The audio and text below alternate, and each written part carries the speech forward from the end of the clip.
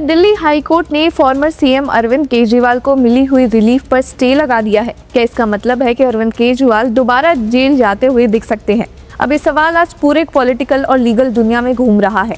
दरअसल Delhi liquor policy case में एक नया ट्विस्ट आ गया है, जहां दिल्ली हाईकोर्ट में जस्टिस स्वर्णकांत शर्मा ने एक बड़ा फैसला लिया है। लेकिन इस फैसले का मतलब एग्जैक्टली क्या है? क्या केजरीवाल को मिली रिलीफ खत्म हो गई है? तो चलिए पूरा मैटर स्टेप बाय स्टेप समझते हैं आज के इस वीडियो में। और इसी के साथ व्यूअर्स, अगर आपको हमारा लीगल कंटेंट इंगेजिंग लगे तो ज्वाइन आवर प्राइम मेंबरशिप, जहां आपको मिलेगा early access, exclusive content, in depth analysis and members only video खास आपके लिए। अब यहाँ पर एक इम्पोर्टेंट पॉइंट समझना जरूरी है। दिल्ली हाईकोर्ट में जिस केस की हियरिंग हुई थी वो सीबीआई ने पिटिशन फाइल की थी, और वो एक क्रिमिनल रिवीजन पिटिशन है जिसमें ट्रायल कोर्ट के फरवरी 27 के ऑर्डर को चैलेंज किया गया। 27 फरवरी को राउस एवेन्यू कोर्ट के स्पेशल जज जितेंद्र सिंह ने एक मेजर डिसीजन दिया था।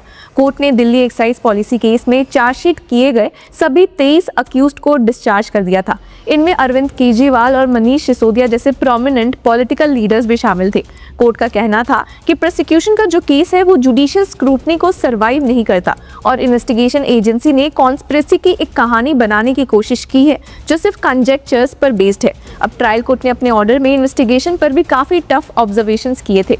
कहा था कि अगर किसी अक्यूज्ड को पार्डन देकर अप्रूवर बनाया जाता है और फिर उसके स्टेटमेंट्स का यूज इन्वेस्टिगेशन की गैप फिल करने के लिए किया जाता है तो ये कॉन्स्टिट्यूशनल प्रिंसिपल का सीरियस वायलेशन हो सकता है। कोर्ट ने कहा कि if such conduct is allowed it would be a grave violation of the constitutional principles. यही ऑब्जर्वेशंस सीबीआई को सबसे ज्यादा प्रॉब्लमैटिक लगे। इसी वजह से एजेंसी ने हाईकोर्ट के दरवाजे खटखटाए और कहा कि ट्रायल कोर्ट का ऑर्डर लीगली फ्लॉड है। अब हाईकोर्ट में सीबीआई की तरफ से अपीयर हुए solicitor general Tushar Mehta court के सामने एक इंटरेस्टिंग स्टैंड लेते हुए देखा गया। उन्होंने कहा कि फिलहाल सीबीआई अक्यूज्ड के डिस्चार्जेस को स्टे करने की डिमांड नहीं कर रही। उनका मेन कंसर्न ये है कि ट्रायल कोर्ट का जजमेंट ईडी के मनी लॉन्ड्रिंग केस को अफेक्ट ना करे। उन्होंने कोर्ट को बताया कि it's a peculiar way in which the discharge has taken place.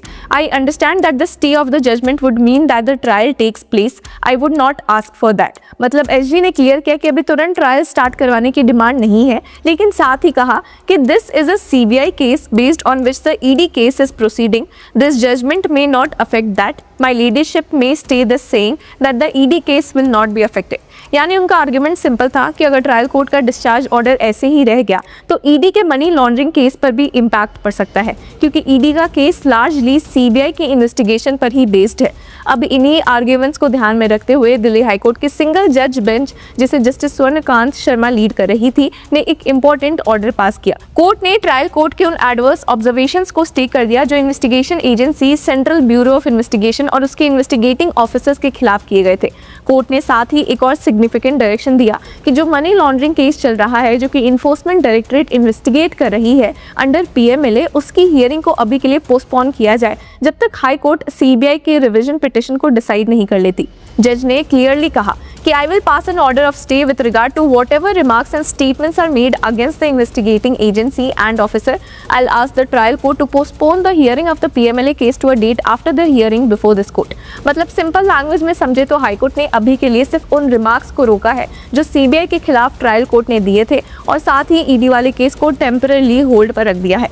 अब इसके बाद हाईकोर्ट ने सभी अक्यूज्ड को नोटिस इशू किया और उनसे कहा कि वो सीबीआई के रिवीजन पिटिशन पर अपना रिप्लाई फाइल करें। अब व्यूअर्स, बात ऐसी है कि दिल्ली हाईकोर्ट में आर्ग्यूमेंट्स काफी इंटेंस भी हो गए थे जब एसजी तुषार मेहता ने एक्साइज पॉलिसी स्कैम को लेकर स्ट्रॉन्ग स्टेटमेंट्स दी।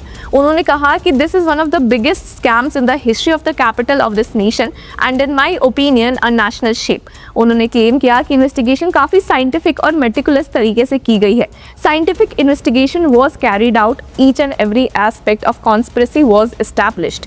उन्होंने कोर्ट को ये भी बताया कि इन्वेस्टिगेशन में विटनेसेस के स्टेटमेंट्स मौजूद है जो कॉन्स्पिरेसी को डिटेल में एक्सप्लेन करते हैं। There were 164 statements. There are witnesses who clearly elaborate how the conspiracy was hatched, how the bribe was paid, and to whom the bribe was paid। अब थोड़ा और पीछे चले तो ये पूरा कंट्रोवर्सी 2022 में शुरू हुआ जब सीबीआई ने एक एफआईआर रजिस्टर की थी। एलिगेशन था कि दिल्ली की 2021-22 एक्साइज पॉलिसी को मैनिपुलेट किया गया था ताकि लिकर ट्रेड में मोनोपोलाइजेशन और कार्टेलाइजेशन हो सके।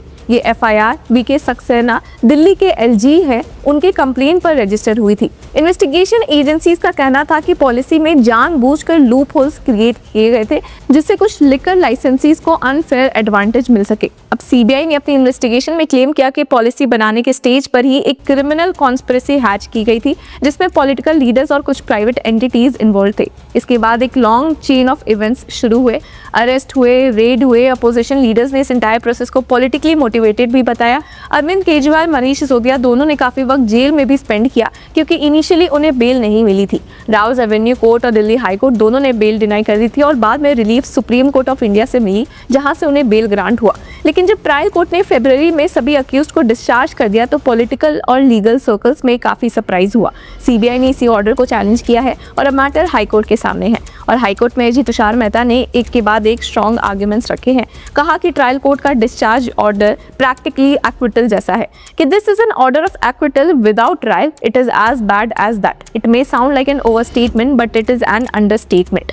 उन्होंने ये भी आर्ग्यू किया कि इन्वेस्टिगेशन एजेंसी ने जो एविडेंस कलेक्ट किए हैं वो एक्सट्रीमली डिटेल्ड है। At least with my limited experience in this field I have not come across such meticulous evidence collected by N investigation agency.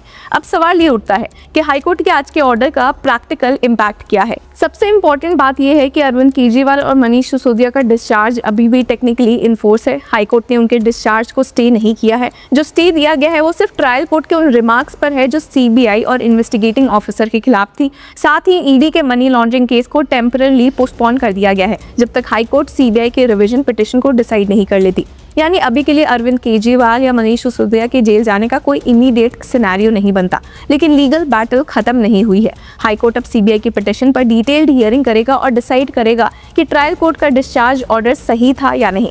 अगर हाईकोर्ट फ्यूचर में ट्रायल कोर्ट के order को सेट असाइड कर देता है तो फिर केस दोबारा ट्रायल स्टेज पर जा सकता है और अगर हाईकोर्ट डिस्चार्ज को अपहोल्ड करता है तो अक्यूज्ड को और स्ट्रॉन्गर रिलीफ मिल सकती है, लेकिन फिर CBI सीधे सुप्रीम कोर्ट भी जा सकती है। तो व्यूअर्स, इस पूरे मुद्दे पर आपकी क्या राय है? Do let us know in the comment section. Until then keep following law चक्र।